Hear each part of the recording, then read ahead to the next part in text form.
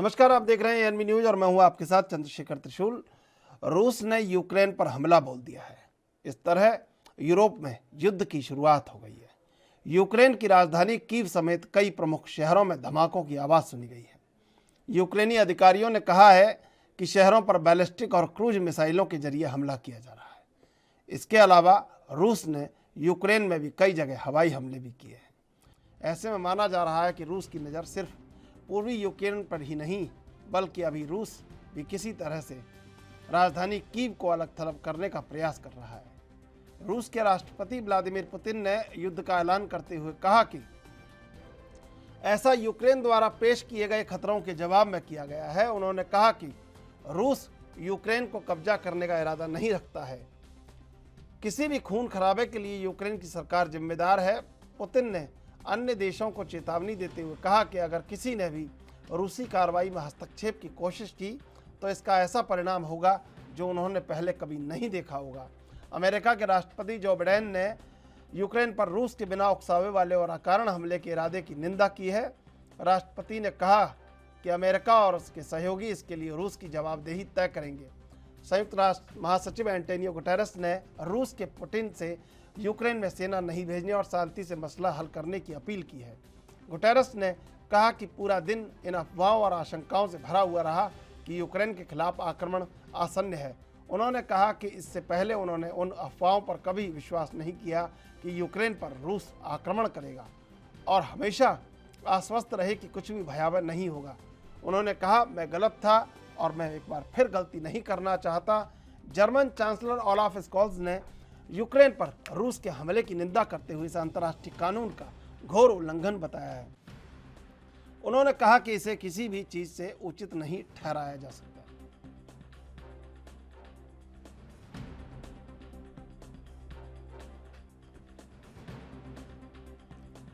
लगातार जिस बात का डर था दुनिया को, वही बात सामने आ गई और पुतिन कड़े तेवर में अब दुनिया के सामने मौजूद हैं। देखना होगा कि आखिर पुतिन के मन में और क्या क्या चल रहा है, क्योंकि जिस तरह हमले की स्क्रिप्ट लगातार लिखी जा रही थी, सबको अंदेशा था कि ये होगा, लेकिन फिर ये लग रहा था कि अब दुनिया उस जगह पहुंच चुकी है और उन विभीषिकाओं को देख चुकी है जो युद्ध के दौरान दुनिया में होती है। तो ऐसे में युद्ध नहीं होगा और कोई ना कोई मध्यस्थ बनकर इन तमाम चीज़ों को रोकने की कोशिश करेगा, लेकिन वर्चस्व सबके लिए अपना अपना। और ऐसे में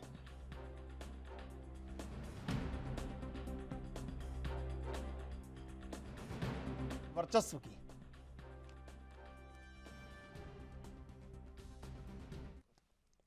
और इस मुद्दे पर चर्चा करेंगे। हमारे साथ तीन मेहमान आज मौजूद हैं। वरिष्ठ पत्रकार इंदुकांत दीक्षित जी, आर्थिक विश्लेषक पल्लव पाल जी और रक्षा विशेषज्ञ ललन सिंह जी, आप तीनों का स्वागत है एनबी न्यूज पर। इंदुकांत जी, सबसे पहले आपके पास आएंगे। ये जो वर्चस्व की लड़ाई है, ये समझा जा रहा था कि एक मध्यस्थ की भूमिका में कोई ना कोई खड़ा होगा, लेकिन मध्यस्थ कोई भी खड़ा नहीं हो पाया और महज बातें चलती रहीं और फिर अचानक से बैलिस्टिक मिसाइलों की आवाज़ आने लगी और कीव पर धमाके हो गए। कैसे देखते हैं कि दुनिया किस ओर बढ़ रही है? पूरी दुनिया में मेरा ये मानना है कि जो अंतर्राष्ट्रीय कूटनीति है उसमें सबसे बड़ा तत्व होता है स्वार्थ का तत्व। और वो स्वार्थ ही सारी चीजों को आगे बढ़ाने के लिए किस दिशा में कौन सा देश जा रहा है प्रेरित करता है। मिसाल के तौर पे अभी की जो स्थिति है जिससे आपने सवाल किया, आप देखें कि पूरी दुनिया से चीन को कॉर्नर करने की कोशिश पिछले कई वर्षों से अमेरिका कर रहा है, क्योंकि चीन एक उभरती हुई शक्ति के तौर पर उसे चैलेंज चुनौती दे रहा है। लेकिन ये मौका ऐसा आया कि आप देखें कि अंदर खाने में रूस और चीन में एक अंदर खाने में बातचीत और समझौता चल रहा था कि कोई मौका पड़ा तो हम दोनों साथ खड़े होंगे। और रूस ने मौके की नजाकत देखते हुए जो सोवियत संघ चीन से, क्योंकि आप जानते हैं कि चीन और सोवियत संघ के बीच में भी सीमा को लेकर कई इलाकों में चीन का हर जगह प्रसारवादी नीति रहा है, संघर्ष रहा है। लेकिन जब रूस बन गया तो रूस ने व्लादिमीर पुतिन के नेतृत्व में कहीं न कहीं चीन के साथ एक समझौता किया और ज्यादातर जगहों पे अपने सीमा विवाद को उनसे हल भी कर लिया और ज्यादातर जगहों पर उन्होंने चीन की बातें मानी।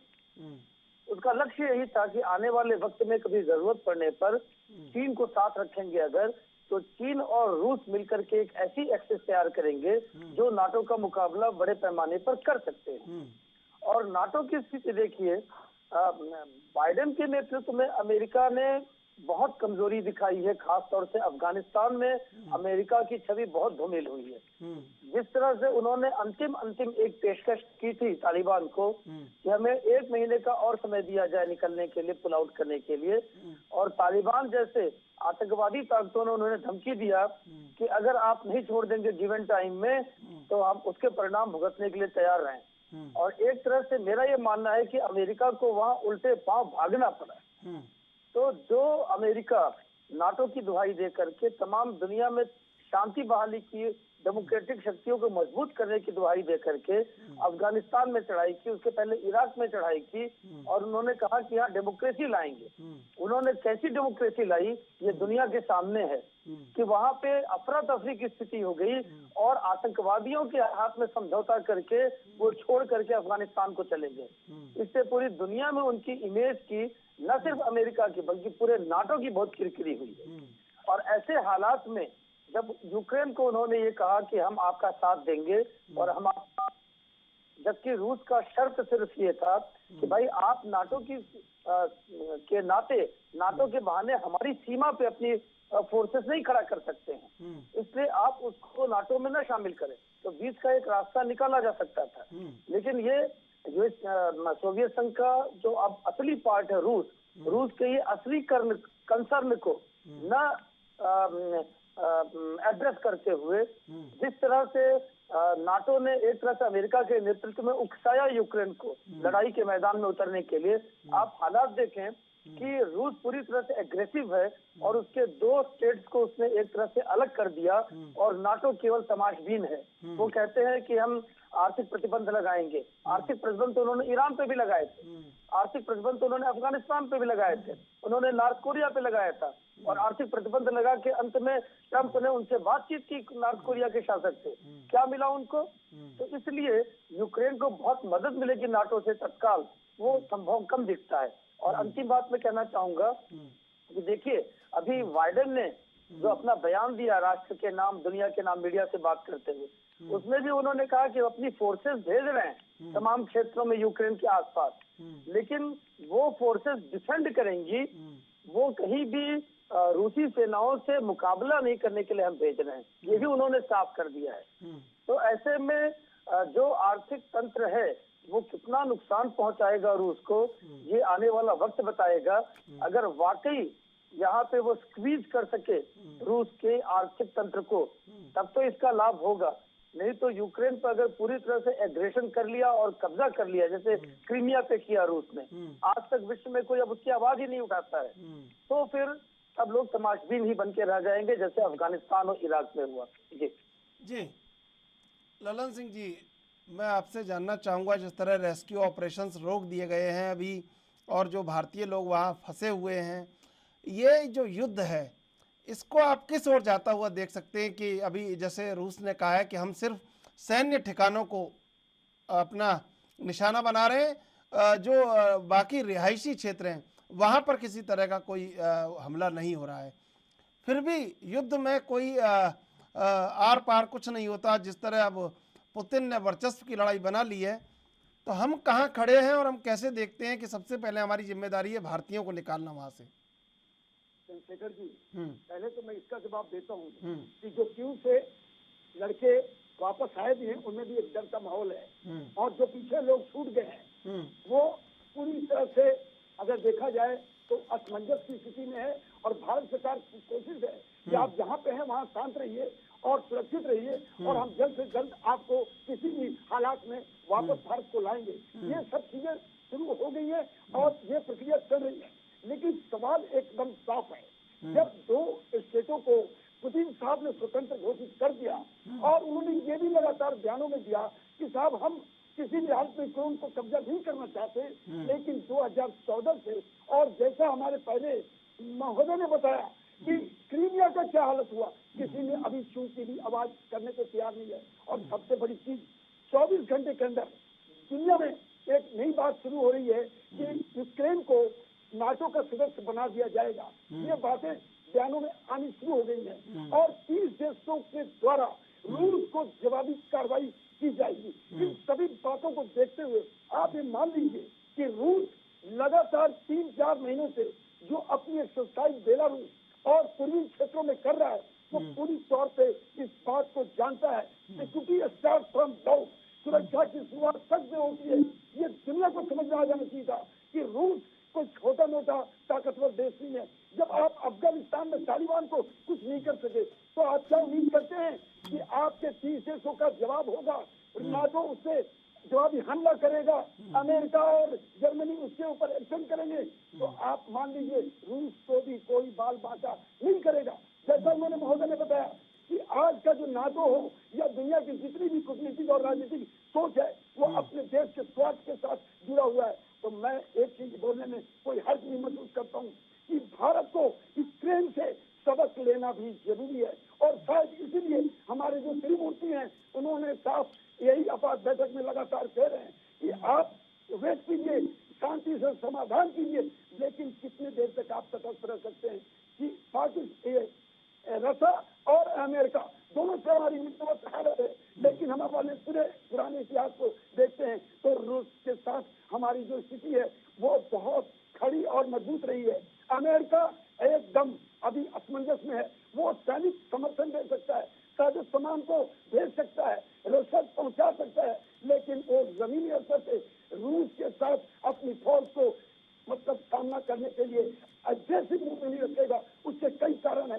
तो मैं मान के चलता हूँ, फ्रांस ने एक बहुत बड़ा चेतावनी अभी दिया है। मानता हूँ नाटो ने कहा है आर्टिकल 4 के तहत हम इसके ऊपर एक्शन करेंगे, लेकिन एक्शन तब तक करते करते कहीं ऐसा ना हो कि यूक्रेन के ऊपर तो पूरी तौर से काबिज हो जाए। ये कहने की बात है कि हम यूक्रेन के ऊपर कब्जा नहीं चाहते, लेकिन रूस धीरे धीरे उसी मार्ग में आगे बढ़ रहा है, ये मैं आपको दावे के साथ कह सकता हूँ। और भारतीयों की स्थिति जो भी हो, लेकिन जल्द से जल्द उनकी वापसी हो जाए, दूतावास से लोग आ जाएं, यही आज हमारी जरूरत है। बाकी कूटनीतिक राजनीतिक यूएनओ यूएनएससी लगातार इसके ऊपर सोच और बैठक कर रहा है, लेकिन एक्शन इधर से भी पूरी तौर पे नहीं हो रहा है। यही सबसे बड़ा दुखद बात है और इसमें कोई शक नहीं, रूस अंतर्राष्ट्रीय सामरिक सोच में कहीं न कहीं छेड़छाड़ किया है। ये भी हम फौजी होने के नाते एकदम ओपनली बोल सकते हैं, इसमें कोई शक नहीं है। ठीक है पल्लव जी, हम आपके पास आएंगे। बाजार का हाल बुरा है और आगे क्या स्थिति रहने वाली है, क्योंकि बाजार जिस तरह गिर रहा है और कहीं ना कहीं पूरे दुनिया में इस समय एक अस्थिरता कायम है बाजारों में, तो वो कैसे देखते हैं पूरे मामले को? बाजार जहाँ तक जब तक एनर्जी प्राइसेस हाई रहेंगी, क्योंकि रशिया दुनिया का दूसरा सबसे बड़ा एक्सपोर्टर है एनर्जी का, ऑयल प्रोडक्ट का सबसे बड़ा, और गैस का तो वर्ल्ड का सबसे बड़ा एक्सपोर्टर है, और रशिया पूरे यूरोप को एनर्जी सप्लाई देता है। अगर आज की डेट में अगर यूरोप को भी अगर वापस अटैक करना है या नेटो को वापस अटैक करना है रशिया के ऊपर, तो रशिया की जरूरत पड़ेगी। अगर ये देखा जाए कि अगर आपको जिंदा रहना है तो जिंदा रहने के लिए खुद को, दूसरे को, अपने दुश्मन को जिंदा रखना। जो आपने कहा वर्चस्व की लड़ाई 1994 से शुरू हुई थी। मैं कुछ पृष्ठभूमि में जाऊंगा। ये अग्रीमेंट है जिसको मिस अग्रीमेंट कहा जाता है। मिस हंगरी में एक शहर है जहाँ पे अग्रीमेंट साइन हुआ था रशिया, नेटो कंट्री और यूक्रेन के बीच में, जहाँ पे यूक्रेन ने अपने न्यूक्लियर वेपन सरेंडर किए थे दुनिया को डिस्ट्रॉय करने के लिए। इसके एवज में दो चीजें कहेंगे। बिल्कुल पल्लव पाल जी आपका जवाब लेंगे, इससे पहले लेंगे एक छोटा सा ब्रेक के बाद फिर हाजिर होंगे।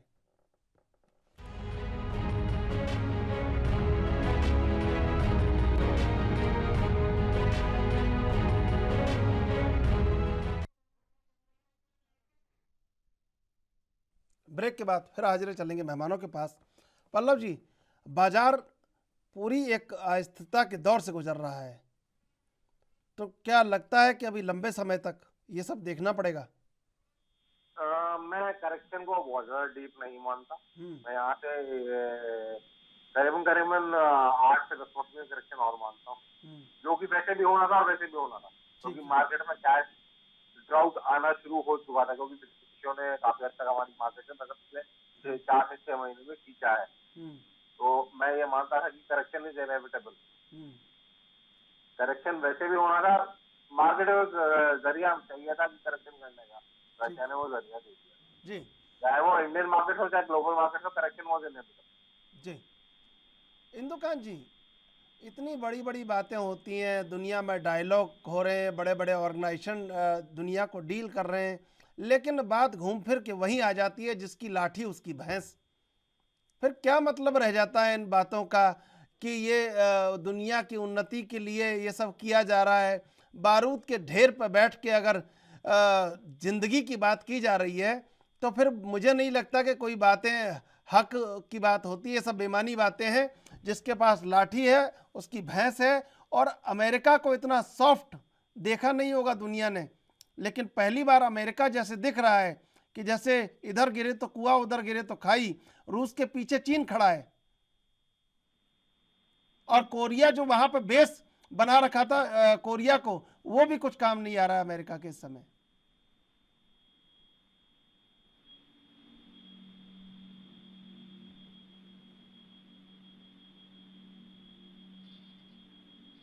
आवाज नहीं आ रही दुकान जी आपकी? अच्छा, अभी मेरी आवाज हाँ अब आ रही है जी। जी मैंने कहा कि जिस नॉर्थ कोरिया को लेकर के अमेरिका की जो पॉलिसी थी, ट्रम्प प्रशासन ने जो बातचीत शुरू की थी, उस समय ही अमेरिकन प्रशासन की कमजोरियां पूरी दुनिया में दिखने लगी थी।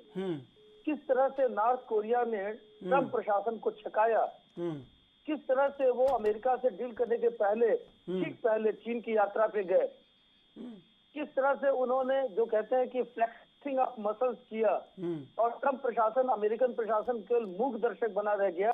उन्होंने तमाम दाड़ की बातें कही, लेकिन जमीन पे वही हुआ जैसा नॉर्थ कोरिया चाहता था। उसने आज भी अपने मिसाइल के जो कार्यक्रम है और तमाम परमाणु कार्यक्रम है उन पे कोई रोक प्रैक्टिकली नहीं लगाया है। और जबकि उसके साथ टॉप लेवल पे मीटिंग हुई और तमाम दुनिया में ऐसा प्रचार प्रसार ट्रम्प प्रशासन ने अमेरिका ने किया जैसे कि वो बड़ा इशू सॉल्व कर रहे हैं। तो जब आप नॉर्थ कोरिया को नहीं डील कर पाए तो रूस को क्या करेंगे, ये एक बड़ा सवाल उठता है। और रूस तो रूस है। देखिए, सोवियत संघ से जिस तरह से गोरबाचेव के टाइम में अमेरिकन पॉलिसी और नाटो की पॉलिसी के चलते, मेरा अपना मानना है चंद्रशेखर जी कि इंफॉर्मेशन वॉरफेयर में उस समय सोवियत संघ हार गया था। सोवियत संघ एक्चुअल वॉरफेयर में नहीं हारा था, इंफॉर्मेशन बॉम्बार्डमेंट में हार गया था। और वेस्ट ने ये प्रेजेंट किया सोवियत संघ के जितने भी 15 राज्य थे कि आप बहुत पीछे हैं, आप बहुत कमजोर हैं, आपको आयरन वॉल के पीछे पिछड़ा रखा गया है। और ये मानसिकता को उभार करके जो एक रियल कन्फेडरेशन ऑफ कंट्रीज था दुनिया में सोवियत संघ, जो शीत युद्ध के दौरान अमेरिका के लिए एक रियल चुनौती हुआ करता था द्वितीय विश्व युद्ध के बाद लगभग 50 वर्षों तक, उसको इंफॉर्मेशन वॉरफेयर में कमजोर करके तोड़ दिया अमेरिका ने, अमेरिकन सिस्टम ने। उसके बाद से ही एक वहां से रिसर्जेंस की कोशिश रशिया के माध्यम से होती रही है। और रशिया ने वही कोशिश किया है कि जो अपने 15-14 देश और टूट कर अलग हुए थे सोवियत संघ वाले, उनमें से कितने को फिर से एक साथ करे और यूनाइट कर करके एक शक्ति के तौर पर उभरे। और इसमें व्लादिमीर पुतिन ने काफी सफलता हासिल की है। और देखिए चंद्रशेखर जी, इसमें कोई दो राय नहीं है कि दुनिया में शांति की बातचीत भी तोप के बैरल से ही होती है। परमानेंट शांति जुबान से, कलम से शांति दुनिया के इतिहास में बहुत कम देखने को आपको मिलेगी। शांति इसलिए डिटरेंस के लिए न्यूक्लियर पावर की जरूरत थी, जो वाजपेयी गवर्नमेंट ने न्यूक्लियर पावर कंट्री बनाया देश को, ये क्रेडिट जाता है उनको। उसका ये नतीजा है कि आप देखें 1998 में, मैं उदाहरण आपको देना चाहता था कि जब न्यूक्लियर एक्सप्लोजन किया वाजपेयी गवर्नमेंट ने यहाँ पे देश में, उसके बाद तमाम वेस्टर्न कंट्रीज ने अमेरिका के नेतृत्व में हमारे ऊपर प्रतिबंध लगाने की कोशिश की। क्या फर्क पड़ा? भारत जैसा बड़ा एक मार्केट उनके हाथ से जब फिसल गया तो 2 से 3 साल के अंदर उनके सारे के सारे जो उनके कड़ाई थी, जो शक्ति थी वो ढीली पड़ गई और खुद क्लिंटन चल करके भारत आए समझौता करने के लिए और सारे के सारे जितने भी प्रतिबंध खत्म हो गए और आज भारत अपनी ताकत से एक न्यूक्लियर पावर कंट्री है। और इसी का परिणाम है कि जब कभी भी पाकिस्तान और छोटे मोटे देश धमकी दिया करते थे, तो आपको याद होगा प्राइम मिनिस्टर ने कहा था एक बयान में, बड़ा प्रसिद्ध है, कि हमने भी क्या न्यूक्लियर जो रखे हैं अपनी असल है वो क्या पटाखे चलाने के लिए या खेलने के लिए रखे हैं, जरूरत पड़ेगा तो भारत की संप्रभुता की रक्षा के लिए हम उसका प्रयोग करेंगे। और आज इसका परिणाम है कि कोई बड़ी से बड़ी ताकत, देखिए लद्दाख में इतना चढ़ के चीन आया था, लेकिन उसको पता है एक बार अगर मुकाबला भारत से हुआ तो जैसा अभी कह रहे थे ललन सिंह जी कि जमीनी लड़ाई में भारत की फौजों जैसा स्वाभिमानी फौज दुनिया में शायद कोई होगी। आप देखें अमेरिका तमाम जगहों पे, वियतनाम है, चाहे अफगानिस्तान है, किस तरह से उसको भागना पड़ा है उल्टे पांव। और हकीकत में वियतनाम के बाद दूसरी बड़ी हार द्वितीय विश्व युद्ध के बाद अमेरिकन फोर्सेस की अफगानिस्तान में हुई है। जिस तरह से वो अपने एयरफोर्स के तमाम प्लेन्स को, फाइटर प्लेन्स को और कैरियर्स को ले जा रहे थे और लोग पब्लिक लटक रही थी, तंत्र देने गए थे, उन्हें आप पैसे तक नहीं दे सके, एक अच्छा शासन नहीं दे सके। शर्म आनी चाहिए अमेरिकन प्रशासन को, जिस तरह से अफगानिस्तान में उन्होंने लोगों को उनके हाल पे छोड़ के भाग गए वहां से। इसके बाद उन्हें कोई हक नहीं बनता है दुनिया में कहीं शांति की बात करने की, तंत्र स्टैब्लिश करने की। उन्होंने सबसे बड़ा अलोकतांत्रिक काम अफगानिस्तान के लोगों के साथ किया। इसके बाद ये बिल्कुल दुनिया में जैसा आपने कहा हो गया कि वास्तव में शांति तोप के और टैंक के बैरल से ही फ्लो करती है और जिसके पास ताकत है वही शांति की बात करते हुए भी अच्छा लगता है। और आपको मालूम है कि भगवान राम ने भी कहा है कि ताकत अपने अस्त्र शस्त्र अपने पास रखने चाहिए शांति के लिए। जिसके पास शस्त्र नहीं है, जो दंतहीन है, उसकी बात कोई नहीं सुनता दुनिया में। इंदुकांत जी, अब आपने बात करते हुए इंदुकांत जी इतनी बात कही है तो फिर मेरा एक सवाल मैं पूछ ही लेता हूँ। मैंने सोचा कि नहीं पूछूं, लेकिन अब पूछ लेता हूँ जब आपने इतनी बात कह दी है तो। चीन बात कर रहा है अखंड देश की, रूस अपने आप को अखंड बनाना चाहता है, तो ललन सिंह जी मैं आपके पास भी इस सवाल को लेकर आऊँगा, लेकिन पहले इंदुकांत जी से जवाब लेता हूँ।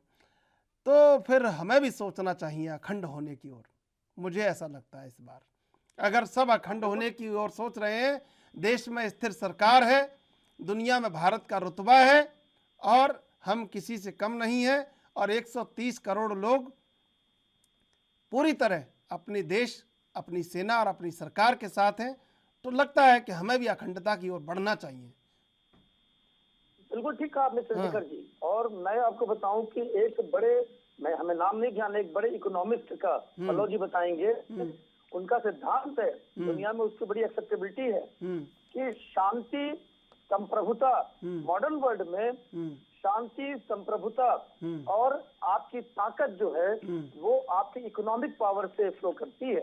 आपके पास अगर आर्थिक शक्ति हो, इसका एक उदाहरण दूं कि ईस्टर्न जर्मनी और वेस्टर्न जर्मनी ने जर्मनी को बांट दिया था बर्लिन की प्रसिद्ध दीवार बना करके सेकंड वर्ल्ड वॉर के बाद, यही रूस और अमेरिका और तमाम शक्तियों ने मिलकर के। और उस दीवार को पब्लिक ने रिवोल्ट हो गया और तोड़ कर करके इस जर्मनी से कूद करके, दौड़ करके, हाथों से तोड़ करके लोगों ने यूनिफिकेशन कर दिया जर्मनी का। क्यों कर दिया? इसलिए कि वेस्ट जर्मनी में इस जर्मनी के लोगों ने देखा कि कितनी हमारे ही देश का एक हिस्सा पिछले 45 साल में, ये 1990 की बात मैं कह रहा हूँ, उन्होंने देखा कि द्वितीय विश्व युद्ध के बाद वेस्ट जर्मनी के लोग कितने विकसित हो गए, हर तरह के संसाधन उनके पास थे, लोकतांत्रिक अधिकार थे। और वही पूर्वी जर्मनी में जो वार्सा पैक्ट के साथ था, उनकी हालत ये थी कि उनके यहाँ गरीबी, हर तरह की परेशानियां, कोई डेवलपमेंट का नामो निशान कम से कम, और लोकतांत्रिक अधिकार की तो बात ही भूल जाइए। तो जैसे ही उन्हें मौका मिला और सोवियत संघ बिखरा, आपको याद होगा कि बर्लिन की दीवार पब्लिक ने अपने हाथ से तोड़ करके यूनिफिकेशन कर दिया। उसके पीछे सबसे बड़ी शक्ति क्या थी? नेशन एक बात थी, लेकिन सबसे बड़ी शक्ति थी आर्थिक शक्ति। उन्होंने, और आपको याद होगा कि उस समय एक जेस्चर दिखाते हुए बड़ा वेस्ट जर्मनी ने अपने जो मुद्रा थी उससे जो कन्वर्जन था ईस्ट जर्मनी से, वो 10 गुना 12 गुना था, लेकिन उन्होंने वहाँ के पब्लिक का और लोगों का कन्वर्जन दुगने तिगुने रेट पे ही कर दिया, जिससे उन्हें ज्यादा दिक्कत न हो, क्योंकि उनको पता था कि असल में हम एक ही देश के लोग हैं, और उनका एसिमिलेशन हो गया। तो भारत को मैं मानता हूँ कि अगर अपनी इसी तरह आर्थिक शक्ति को मजबूत करे, और जिस तरह से आज भी आप देखें जो अखंड भारत से अलग हुए लोग हैं, बांग्लादेश, पाकिस्तान, यहाँ के लोगों की जो गुर्बत है, जो उनकी परेशानियां हैं, गरीबी है, जलालत है, वो रोज जब भारत की कहानियां पढ़ते हैं, मैंने देखा है खुद जम्मू कश्मीर में चंद्रशेखर जी, कि जब वहां से सीमा पार के लोग चकंदाबाग में, बिल्कुल मैं आपका जवाब लूंगा, लेकिन इससे पहले लेंगे एक छोटा सा ब्रेक के बाद फिर हाजिर होंगे।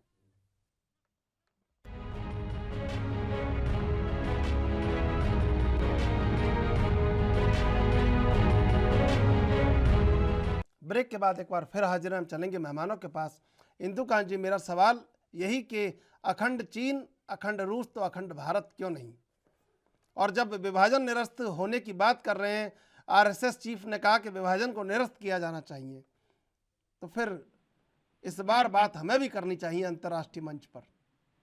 बिल्कुल चंद्रशेखर जी, मैं वही कोट कर रहा था आपको कि देखिए, माओ से तुंग ने कहा था कि political power grows out of the barrel of a gun, और ये साबित किया है चीन ने खुद। दुनिया की ताकतों ने साबित किया है कि किस तरह से ताकत जिसके पास है वही तय करता है कि व्यवस्था, वर्ल्ड ऑर्डर क्या होगा, और इकोनॉमिक ताकत ये तय करता है कि आपके साथ स्वेच्छा से कितने लोग आएंगे, कौन लोग जुड़ना चाहते हैं। तो मैं आपको उदाहरण दे रहा था कि मुजफ्फराबाद और चकंदाबाग के जब बॉर्डर ओपनिंग हुई थी 2005-6 में, केंद्र में यूपीए 1 की सरकार थी, उस समय मैं चांस से उस समय उसको कवरेज के लिए था। तो जो लोग वहां से आए मुजफ्फराबाद से, या जो लोग आए पुंछ के दूसरे साइड से, पुंछ में, चकंदाबाग में, उनसे हमने बात की, हमने पूछा कि आपको क्या लगता है। वो जितने लोग आ रहे थे, उन्होंने 2 बातें बड़ी इंपॉर्टेंट कही थी चंद्रशेखर जी, मैं आपके दर्शकों के लिए बताना चाहूंगा। एक तो ये कि अगर हमें मौका मिले तो हम यहाँ से दोबारा वापस पीओके नहीं जाना चाहेंगे, हम यही रहना चाहेंगे। दूसरा, उन्होंने कहा कि जितनी अच्छाई, जितनी डेमोक्रेसी, जितना विकास ये भारत के हिस्से वाले कश्मीर में दिखता है, ये हमें सपने में भी नजर नहीं आता है, ये जो पाकिस्तान के हिस्से में कश्मीर कब्जे में है। और तो और बताते हैं कि वो जो अपने गांव से आते हैं वो भारत की तरफ या कहीं ट्रेवल करते हैं, तो पाकिस्तान की जो सेना है, उसके सैनिक, उसके जवान अपने ही पब्लिक को लूट लेते हैं, घड़ियां तक उतरवा लेते हैं। और दूसरी तरफ भारत में इतनी डिसिप्लिन्ड फौज, इतनी डिसिप्लिन्ड डेमोक्रेसी, इतना बढ़िया, मतलब आपको कुछ भी बोलने का अधिकार है, कुछ भी करने का अधिकार है, कहीं भी रहने का अधिकार है। तो जब इतनी इच्छा होती वहाँ के लोग जब टेम्पोररीली आते हैं भारत में रहने की, तो अगर हमारी डेमोक्रेसी खूबसूरती से चमकती रहेगी, दमकती रहेगी और फ्लरिश करेगी एक अच्छे गुलदस्ते की तरह, तो ये जो दोनों हिस्से हैं, जब भी कभी मौका मिला और भारत ने एक इशारा किया, तो वो सारे लोग अपने आप आ जाएंगे। और अखंड भारत आज का नहीं, मौर्य काल का, गुप्त काल का, जब हम साउथ ईस्ट एशिया में होते थे, अफगानिस्तान भी हमारा हिस्सा था, म्यांमार भी हमारा हिस्सा था, इंडोनेशिया हमारा हिस्सा था, ऐसे भारत की कल्पना हम कर सकते हैं। जी ठीक है ललन सिंह जी, यही सवाल मेरा आपसे कि अखंड भारत क्यों नहीं इस बार? चंद्रशेखर जी, पहले तो उन्होंने, मोदी ने बहुत अच्छी सी बातें बताई जो एक्सेप्टेबल है पूरे भारत के लिए। मैं ये कहना चाहता हूँ कि यूक्रेन के संकट से भारत को सबक तो सीखना ही चाहिए। नंबर 1। नंबर 2, आप देख रहे हैं इस लड़ाई की शुरुआत में ही चीन ने साफ कह दिया कि नाटो के आक्रामक नीति के कारण ही यूक्रेन की ऐसी हालत हो रही है। वो इराक और अफगानिस्तान का भी उदाहरण दे दिया। तो मैं आपको ये कहने में कोई हर्ज नहीं महसूस करता हूँ कि समय आ गया है जो भारत के साथ भी हमें लगातार अनावश्यक आतंकवाद और छद्मवेद से नापाक हरकतें, चाहे वो पाकिस्तान का हो, अप्रत्यक्ष रूप से चीन का हो या तुर्की जैसे देशों का हो, और अब तो OIC भी उसके पिछलग्गू बनने की तैयारी में है। तो क्यों नहीं इस हालात को एक तरह से अलग सोच और एक्शन के द्वारा हम उस पूरे पुराने भारत को एकजुट करें और जो वहाँ की तकलीफें हैं उसको अपने में समेट कर ताकत के बल से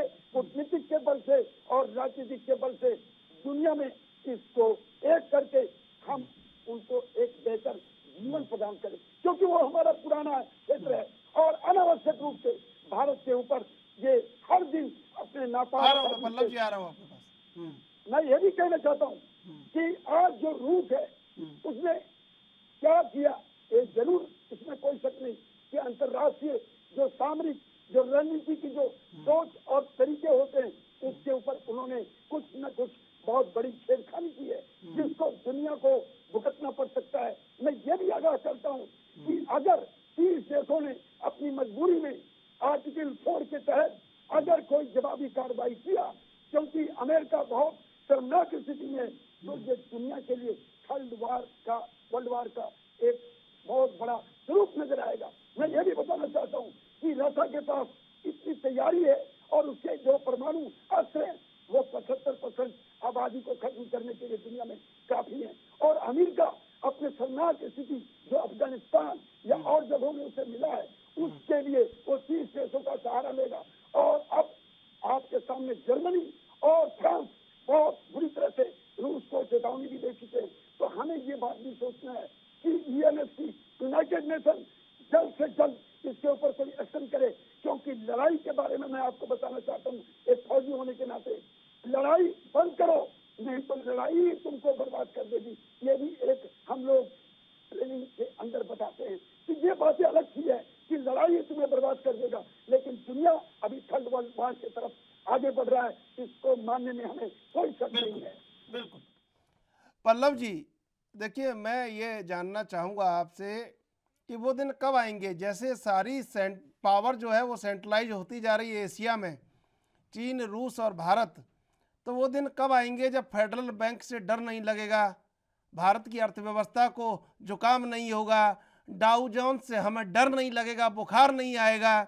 वो दिन कब आएंगे? अगर ये सब हो जाएगा तो ऐसे सुनहरे दिन भी आएंगे कभी एशिया में कि हमें उन्हें जुकाम हो और हमें बुखार हो जाए, डेंगू हो जाए? आएंगे ऐसे दिन? ये तो बात भारत के लिए नहीं, पूरी हमारी एशिया के लिए है कि कम से कम ये प्रभुत्व तो टूटना चाहिए अगर इतनी बड़ी बात आगे बढ़ चुकी है तो।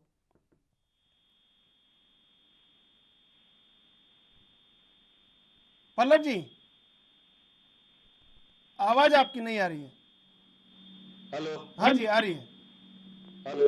हाँ जी आ रही है, आवाज आपकी आ रही है। ठीक है इंदुकान जी, मैंने जो सवाल पूछा इसका मतलब तो आप समझ रहे होंगे अच्छे तरह से। तो हमारे भी कभी सुनहरे दिन ऐसे आएंगे कि वहाँ कुछ हो तो हम यहाँ पे कम से कम सब चीज़ें ठीक रहें।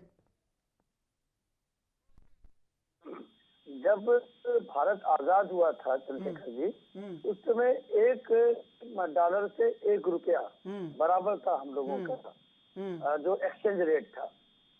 तो जिस देश की अर्थव्यवस्था जितनी मजबूत होती जाती चंद्रशेखर जी, फिर उस देश की करेंसी में इंटरनेशनल ट्रेड होने लगता है। और अगर भारत की अर्थव्यवस्था मजबूत की जाए, जो मेक इन इंडिया का एक आंदोलन खड़ा करने की कोशिश कर रही है मोदी गवर्नमेंट, और जिस तरह से कई बार क्या होता है कि कमी से ही अच्छाई बनती है, बुराई से अच्छाई निकलती है। अगर हमारे साथ चीन ने इस तरह से बॉर्डर बिल्डअप नहीं किया होता तो तमाम क्षेत्रों में जो कुछ नए इनोवेटिव चीजें आई, बहुत सारे नए छोटे छोटे उद्योग, कुटीर उद्योग और बहुत सारे इस तरह की चीजें एसएमईज में विकसित हुए, वो नहीं होते। आज भारत में बहुत सारे लोग ऐसे हैं जो चीन की बनी हुई बड़ी सारी चीजों का बहिष्कार कर रहे हैं आज भी। तो इससे एक अपॉर्चुनिटी मिलता है हमारे यहाँ के छोटे छोटे उद्योगों को पल्लवित होने का, पुष्पित होने का। अगर हमारी अर्थव्यवस्था और ऐसी कोई राष्ट्रीय नीति बने कि जो हमारे यहाँ लोग अगर काम करें, यहाँ की चीजें बने। इलेक्ट्रॉनिक्स में देखिए, सैमसंग का एक बड़ा फैक्ट्री जो दुनिया में सबसे बड़ी फैक्ट्रीज में से है, नोएडा में लगा है सरकार में। अगर इस देश के बड़े बड़े चीजें, बड़े बड़े प्रोजेक्ट यहाँ बनने लगे, आप जानते हैं किया गाड़ी एक एग्जाम्पल दूंगा, उन्होंने एक अपना साउथ इंडिया में बनाया एस्टेब्लिशमेंट।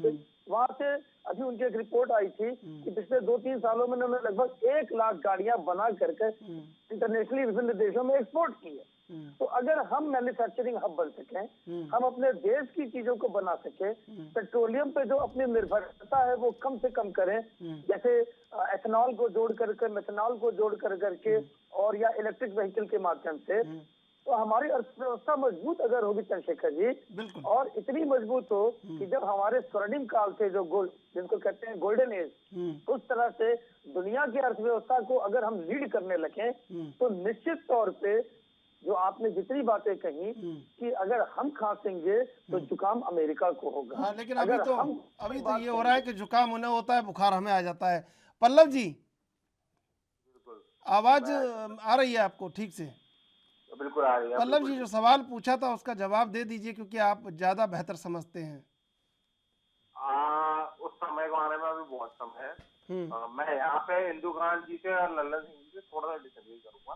मैं उसके दो रीजन दूंगा, बहुत प्रैक्टिकल रीजन दूंगा।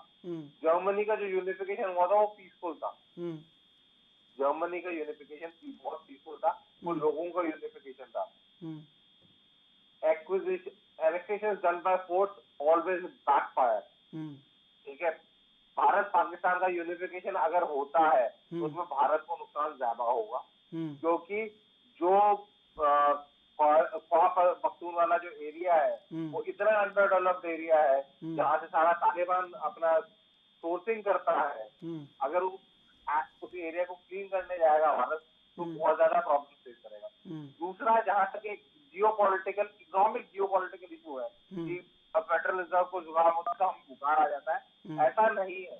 होता क्या है कि जो वैल्यूएशन ऑफ डॉलर है, अगर उसको प्रैक्टिकल टर्म्स में देखा जाए तो वो एक सेफ हेवन है अगेंस्ट इन्फ्लेशन। बहुत कम लोग इस चीज को समझ नहीं सकते कि क्यों फेडरल रिजर्व को जुकाम आने पे पूरी दुनिया को बुखार आता है। इसलिए आता है क्योंकि वो दुनिया वालों ने उसको एक सेफ हेवन मान रखा है, एक सिक्योर जगह मान रखी जहाँ पे पैसा डाल दो सेफ है, डूबेगा नहीं आपका पैसा। ठीक है, तो जब तक डॉलर का डोमिनेशन दुनिया की इकोनॉमी पे रहेगा, डिनोमिनेटेड करेंसी जब तक डॉलर रहेगी, तब तक आप कुछ कितने ही बड़े बन जाए, आप कितने ही विस्तार पूर्वक परिवेश में पहुंच जाए, जब तक अमेरिका छिकेगा पूरी दुनिया को बुखार होगा। चाहे वो रशिया हो, चाहे वो भारत हो, चाहे वो चीन हो। जहाँ तक चीन की बात हो रही थी, चीन की बात से मैं आपको एक चीज बता दूं, चीन is a failing economy. Please don't mix Indian economy with the Chinese economy. मैं बहुत क्लियरली बोल रहा हूँ, China is a failing and a trailing economy. क्योंकि जिस ग्रोथ रेट पे वो आज की रेट में ग्रो कर रहा है, उस ग्रोथ रेट पे वो अपना उधार का पैसा भी नहीं चुका सकता जो उसने खुद ने क्रिएट किया हुआ है। तो please do not mix and match. और जहाँ तक चाइना से हमारी लड़ाई का सवाल है या चाइना के एक्सपांशनिस्ट पॉलिसी का सवाल है, वो एक्सपांशनिस्ट पॉलिसी नहीं है, वो अपने घर के अंदर जो उसकी दीवारें टूटी हुई है उसको छुपाने का एक तरीका है। Economically it is a crumbled economy. एक बहुत प्रॉपर वर्ड है, मार्क्सवादी का यूज हुआ वर्ड है, इसलिए यूज कर रहा हूँ, क्रम्बलिज्म ऑफ एन इकोनॉमी, मतलब कि चूर इकोनॉमी का चूर होना, जो कि रशिया का 1990 में हुआ था और चाइना का आज की डेट में हो रहा है। सिर्फ सोशलिस्टिक, लेकिन वो दिखने नहीं दे रहे ना, दिखने नहीं दे रहे हैं वो दुनिया को ये सब चीजें। वो दिखने क्यों नहीं दे रहे हैं? क्योंकि उनको मालूम है कि जिस दिन ये चीजें टूट के सामने लोगों के आ गई, ठीक है, ग्लोबल सप्लाई चेन टूट जाएंगी। अमेरिकन क्यों उस चीज को छुपा के बैठे? अमेरिकन इसलिए छुपा के बैठे चाइना को, और चाइना को एक्सपोज नहीं होने दे रहे हैं। उसके पीछे रीजन है ग्लोबल, एक वर्ड यूज होता है जीएसपी, तो ग्लोबल सप्लाई चेन बोला जाता है। ठीक है, ग्लोबल सप्लाई चेन का मतलब ये है कि दुनिया का जो भी माल, कच्चा माल चाइना जाता है या जापान जाता है, उसके अगेंस्ट में जो माल आता है दुनिया को मिलता है, तो ग्लोबल सप्लाई चेन कहा जाता है।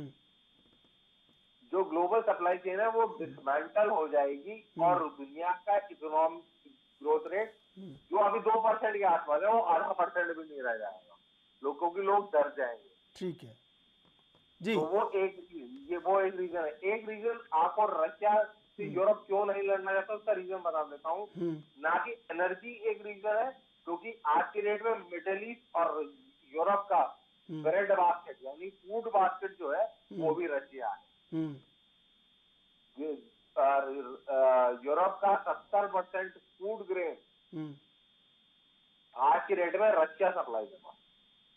ठीक है इंदुकांत जी, ये हमारे पास एक बेहतरीन विदेश मंत्री हैं, तो एक ऑफिशियल स्टेटमेंट तो भारत का भी आएगा कि आखिर कहीं ना कहीं कोई ना कोई बात तो कहनी होगी, चाहे 4 शब्दों की कहें चाहे 4 लाइनों की कहें। तो क्या लगता है आपको? इसका उदाहरण देखिए चंद्रशेखर जी, जब पहली बार ये मुद्दा आया था यूनाइटेड नेशन सिक्योरिटी काउंसिल में, उसमें भारत का स्टैंड आप देख सकते हैं। जब वोटिंग हो रही थी तो भारत ने वोटिंग में पार्टिसिपेट नहीं किया और कहा कि सभी पक्षों को आपस में बातचीत करके मसले को हल करना चाहिए। और जिस देश के, देखिए भारत के बहुत पुराने, जैसा ललन सिंह जी ने कहा, बहुत पुराने और ऐतिहासिक संबंध रहे हैं सोवियत संघ से। और सोवियत संघ जो कहते हैं ना, a friend in need a friend indeed, ऐसा दोस्त रहा है। आपको मालूम है 1971 के युद्ध में जब बांग्लादेश, मिखाइल गोर्बाचोव भी भारत उस समय भारत से बड़ा एक गहरा संबंध रखते थे। बिल्कुल। और उसके बाद देखिए बोरिस येल्सिन भी आए, बुरी स्थिति थी रूस की, लेकिन उन्होंने मेंटेन किया। इसके पहले के भी शासन, और सबसे बड़ा उदाहरण माना जाता है कि जब 1971 का युद्ध हुआ था, अमेरिका ने धमकी दी थी और अपना बेड़ा भेज दिया था हिंद महासागर में, उसको काउंटर करने के लिए सोवियत संघ ने अपना बेड़ा भेजा था, जिससे न्यूट्रलाइज हो गया था अमेरिका। और भारत ने अपने जो भी कार्रवाई थी बांग्लादेश में सफलतापूर्वक उसको एग्जीक्यूट किया था। ये कहते हैं, जबकि अमेरिका से दुनिया के जो रिश्ते हैं, नाटो को छोड़ दीजिए, दुनिया के जो रिश्ते हैं वो सारे स्वार्थ आधारित हैं, उनके कोई इमोशनल रिलेशनशिप नहीं है। तो ऐसे में उन पे you can not depend. But Bharat के साथ क्या स्थिति चंद्रशेखर जी, कि आज अमेरिका के साथ खासतौर से ट्रंप के दौरान शासनकाल में हमारे रिश्ते दुनिया में सबसे मधुर रिश्तों में से माने जाते हैं। और रूस के साथ हमारे ऐतिहासिक संबंध है। अब ऐसे में भारत को ऐसी नीति अपनानी है जिससे हमारे दोनों रिश्ते बरकरार रहें, क्योंकि अमेरिका का जो रिश्ता है निश्चित तौर पे बाइडेन के आने के बाद हमारे रिश्तों में उतनी गर्मजोशी नहीं रही है, क्योंकि प्राइम मिनिस्टर मोदी ने बहुत एक स्टेप आगे जाकर के अगली बार ट्रंप सरकार तक की बात कह दी थी। उसका कहीं न कहीं खामियाजा भारत की विदेश नीति को भुगतना पड़ रहा है, हमें ऐसा मानना है मेरा। लेकिन अमेरिका की भी मजबूरी है भारत, क्योंकि देखिए अफगानिस्तान में गया। बिल्कुल, मैं आपका जवाब लूंगा इंदुकांत जी, इससे पहले लेंगे एक छोटा सा ब्रेक के बाद फिर हाजिर होंगे।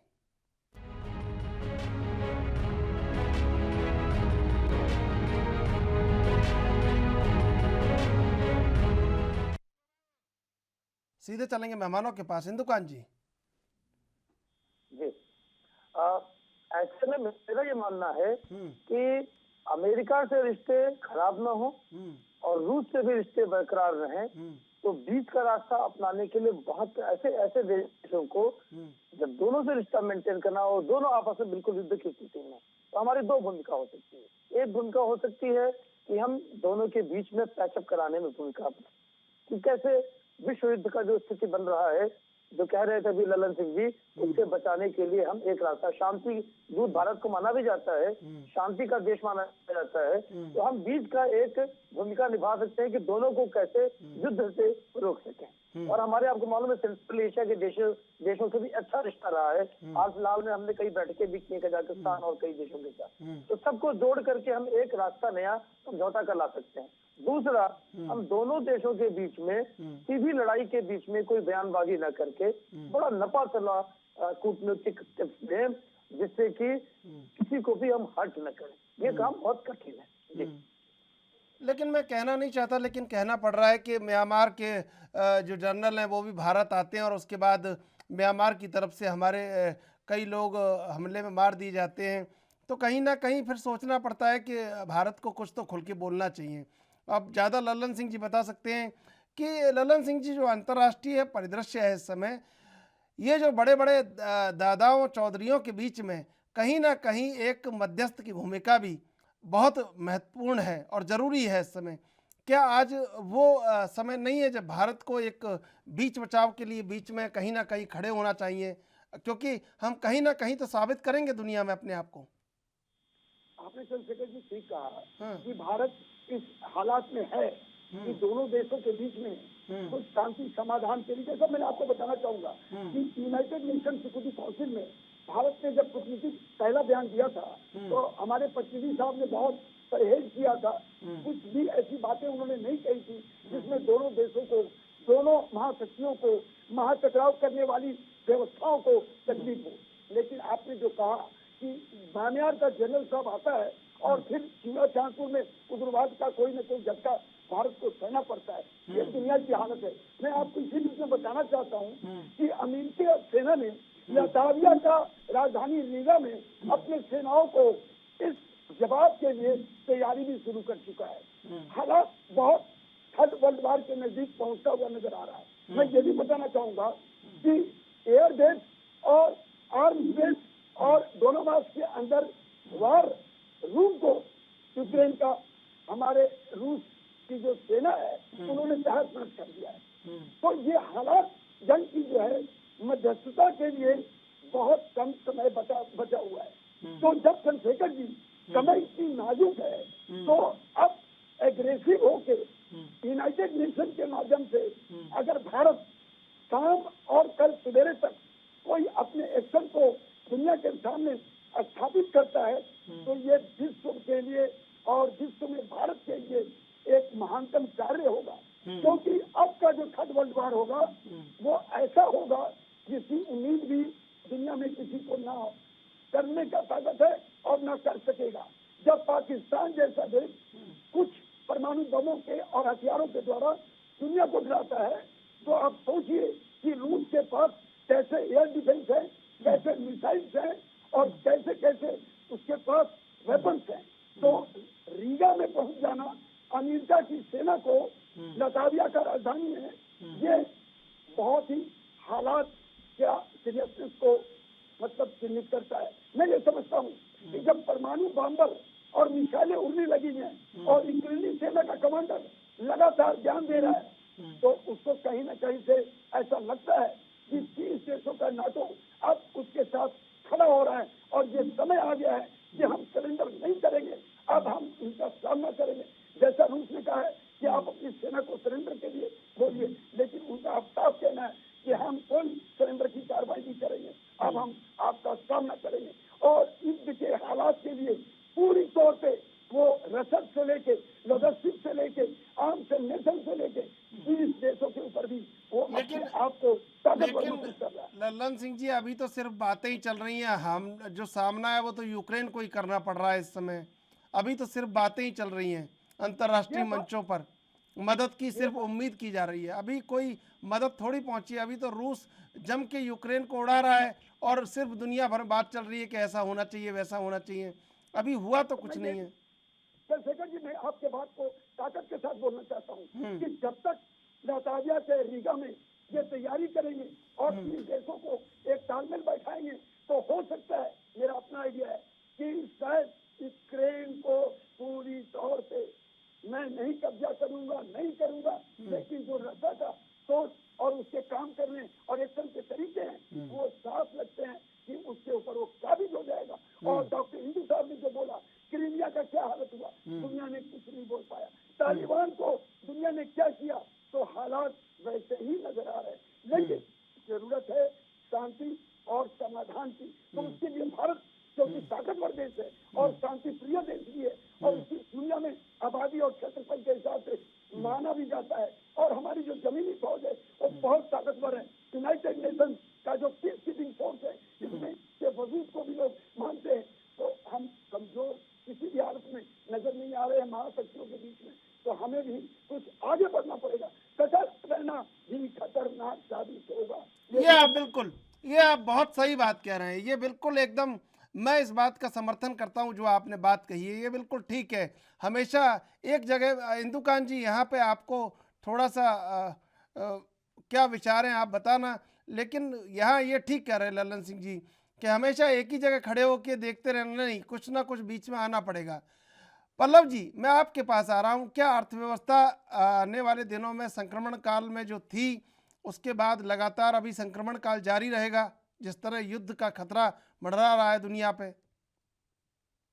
को ज्यादा से ज्यादा 7 से 8 दिन देखता हूँ। हम्म, कोई ना रशिया 7 से 8 दिन सर्वाइव कर सकता है इस वॉर को, ना यूक्रेन कर सकता है, ना नेटो कर सकता है। और नेटो ओपनली वॉर में नहीं आएगा, जहां तक मेरा मानना है।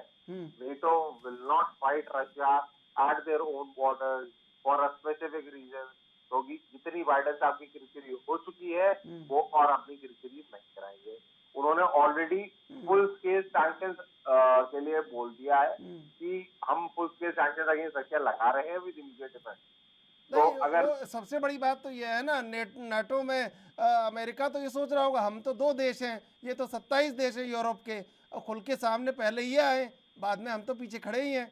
अमेरिका तो शायद इसी बात का इंतजार कर रहा है नाटो में कि नाटो को खुद कुछ कर लेना चाहिए अब। अगर अमेरिका नेटो को आगे करता है, नेटो देशों को या यूरोपियन देशों को आगे करता है, तो रशिया 3 दिन के अंदर पूरा यूरोप ऑक्युपाई कर लेगा। मैं आपको बात गारंटी। मैं आ रहा हूँ इंदु कांत जी आपके पास। लल्लन सिंह जी, अमेरिका तो शायद इसी बात का इंतजार कर रहा है कि 2 अमेरिकन देश हैं और वहाँ 27 यूरोपियन देश हैं नाटो में, तो नाटो पहले खुद तो कुछ करे, अमेरिका फिर शायद पीछे खड़ा हो जाए नाटो के साथ।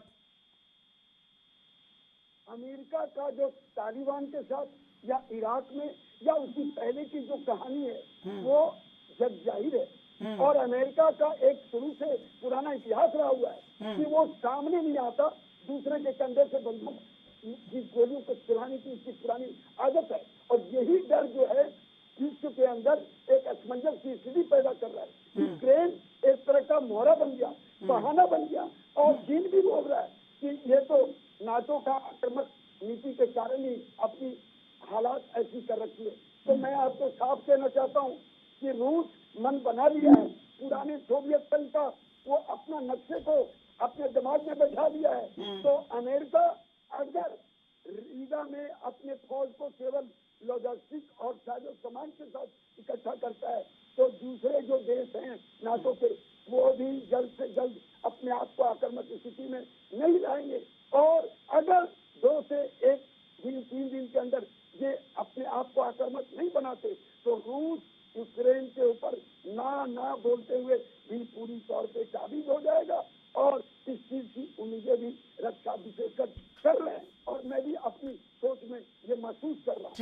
ठीक है, समय समाप्त हो रहा है। इंदु कांत जी, परलपाल जी, लल्लन सिंह जी, आप तीनों का धन्यवाद डिबेट जुड़ने के लिए। कहीं ना कहीं रूस इस बात से नाराज है कि वो नाटो की चौकीदारी अपने दरवाजे पर नहीं चाहता है, और शायद कहीं ना कहीं यूक्रेन पर हमला करके एक ऐसा बफर जोन वहाँ पर बना देना चाहता है जहाँ पर आगे रूस की हिस्सेदारी हो यूक्रेन में, और पीछे चाहे यूक्रेन कैसा भी रहे। और इसी को लेकर अब जंग जारी है। बहरहाल देश विदेश की ताज़ा तरीन खबरों के लिए आप देखते रहिए एएनबी न्यूज।